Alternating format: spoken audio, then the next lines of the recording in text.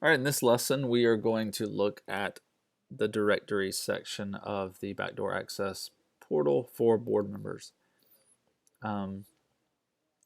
Before we jump into that, I just want to remind anyone who's watching this, if you are unsure how to get to this system as a board member, you're going to need to watch one of the previous videos that we detail out how to access the backdoor system, the admin system. So let's jump in.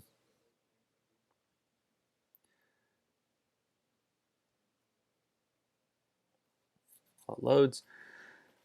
So again, like with any of these other portals, the first thing you want to do is choose your association, and you will only have access to your association, so you won't have a whole list of associations. I'm going to choose the master association for this. Actually, I'm going to choose the default. There we go. Okay, so this is where you would see, and again, this is something that will get set up during implementation. You'll have access to all homeowners directory as well as a board members only directory. So you can sit here and you can choose list, and this is what it would do. It would list out all the homeowners that we have on file, which would be all of them.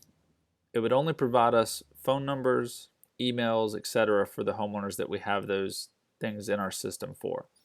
So this is a great tool that if you need to know who lives where and what their phone number is, odds are we probably have it. And for the ones that we don't, we're always actively trying to update this list to make it as updated as possible so we have all that information. And again, same thing would apply for board members. You'd have access to all the board members' phone numbers and addresses, etc. It's a great tool to use for you guys. It just gives you access to all the accounts and the homeowners